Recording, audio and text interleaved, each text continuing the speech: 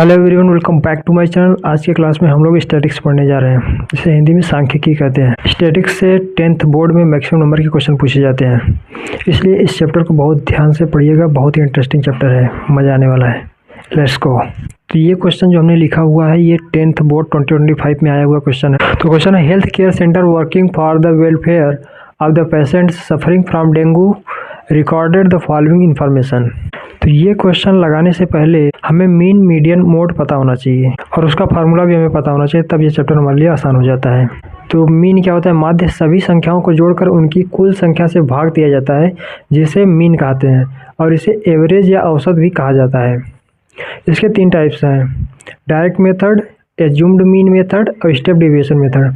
तो अगर छोटे आंकड़े हैं, ये वैल्यू अगर छोटी है तो हम डायरेक्ट मेथड से लगा लेते हैं, सिग्मा एफ आई एक्स आई बटे सिग्मा एफ आई। तो हम इस आंकड़े से यहाँ पर एक्स आई निकाल लेंगे, इन दोनों को ऐड करके 2 से डिवाइड कर देंगे तो हमें एक्स आई मिल जाएगा सबका।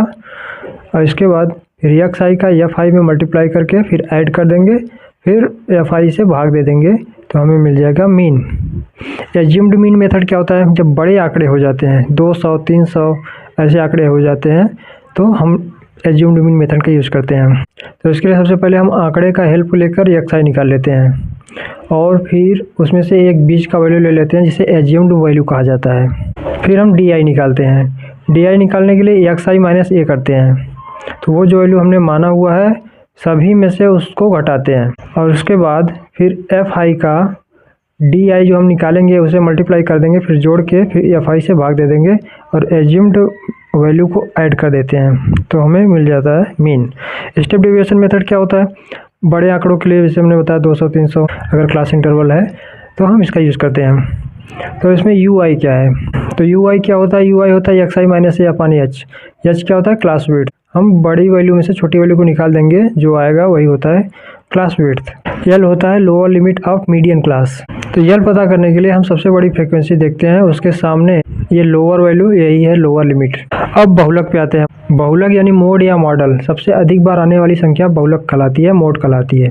तो इसे निकालने के लिए L plus F one minus F zero upon 2f1 minus F zero minus F2 multiply H का यूज़ किया जाता है। यल होता है लोअर लिमिट, F1 होता है सबसे बड़ी फ्रिक्वेंसी, F0 होता है इसके ऊपर की फ्रिक्वेंसी और F2 होता है इसके नीचे की फ्रिक्वेंसी, और एच क्लास इंटरवल हमने बताया। अब मीडियन क्या होता है? किसी डेटा या आंकड़े का बिल्कुल मध्य मान।